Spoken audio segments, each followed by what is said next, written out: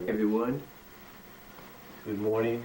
These are my thoughts on No Surrender.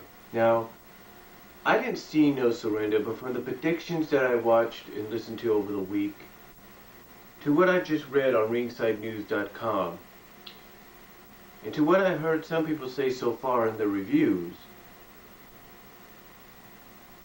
I have to say that what TNA is doing mainly with what they came out with the results that came out of this pay-per-view, they're mainly doing it for attention. Now, a lot of us are happy and glad that Robert Roode, or Bobby Roode, is the number one contender for the World Heavyweight title, finally. And that he'll be main eventing Bound for Glory, finally. But a lot of people feel that this is going to be all for naught. A lot of people feel that Robert Roode is going to be fed to Kurt Angle on a silver platter. Let me say it like this.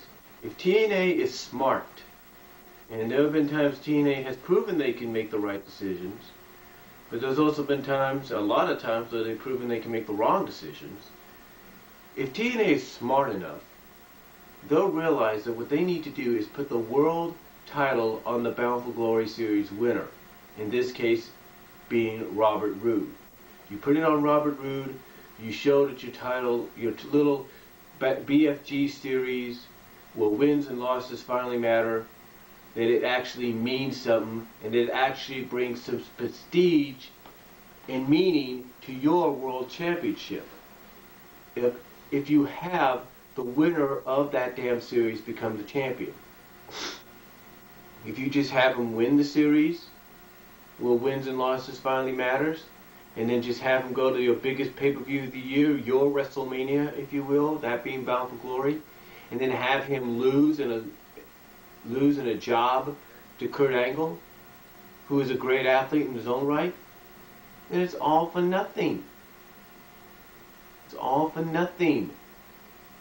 So hopefully, the smart move is to show that your title does mean something, your world championship does mean something, and that you have the winner of this BFG series, that being Robert Roode, become your world heavyweight champion.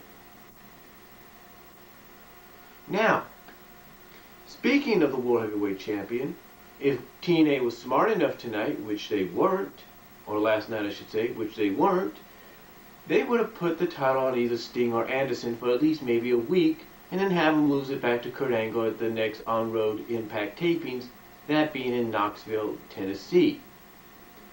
That would have made more sense, wouldn't it? Because at least by taking the title off Angle, you're telling Angle, hey, we're taking the belt off of you right now because of you getting your DWI.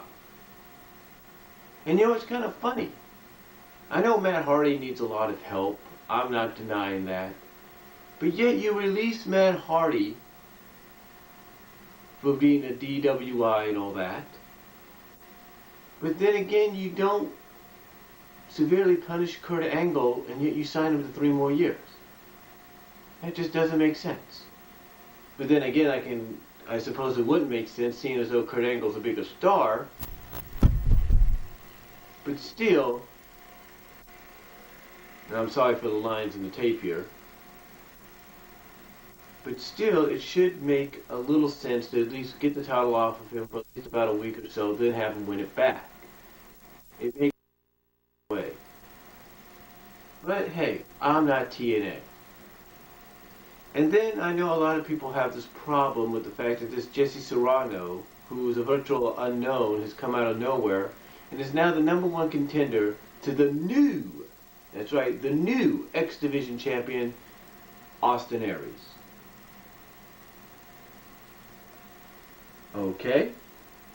A lot of people don't like the fact that the reason TNA is pushing this guy is because he looks like WWE's Alex Riley. Well, all I can say to those that don't like it, like Jeff Schleg, of the Schleg Daddy of OffTheRopeShow.com and the Wedgebusters, Jeff, don't blame me or anybody else. Blame the damn writing staff and creative staff at TNA. They want to go and copy or find somebody that looks like Alex Riley and kind of copy the push that WWE's giving Alex. So that Alex, that to the point they want to do it to this look-alike, this twin, if you will. Hey, again, don't blame me. Blame them.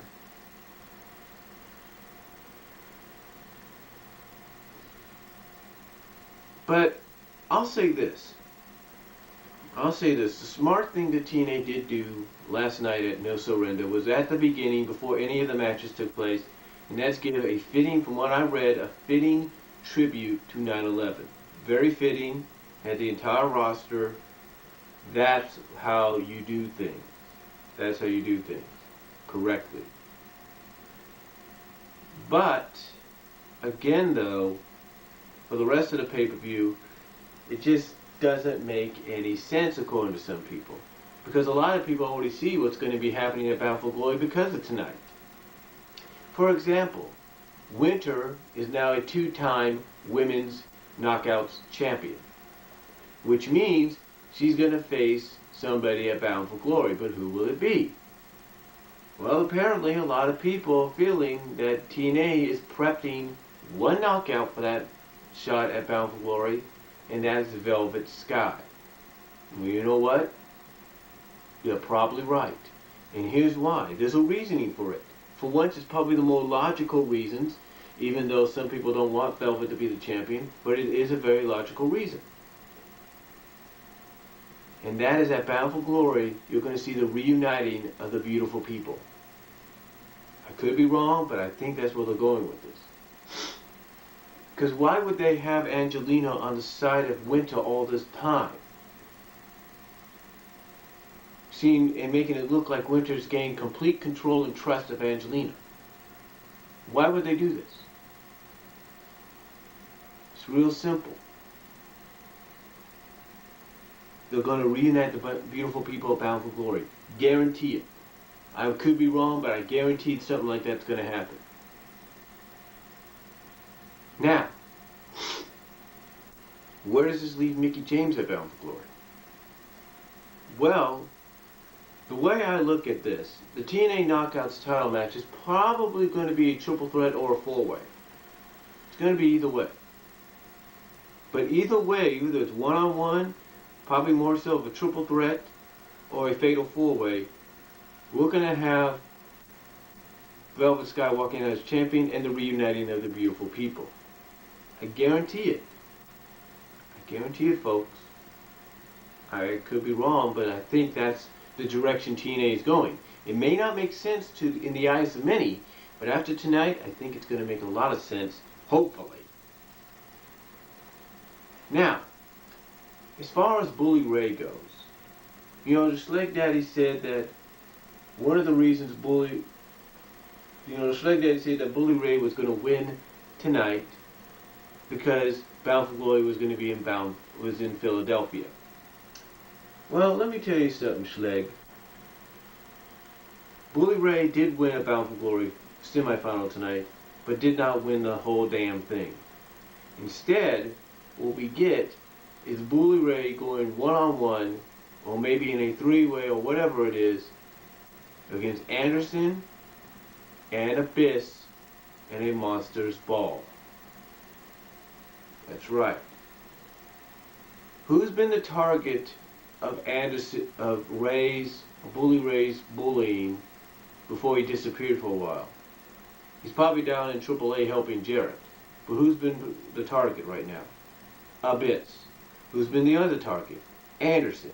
Most logical situation, put Bully Ray in a one-on-one, if not a triple threat match, a triple threat or three-way dance match, Monster Ball rules.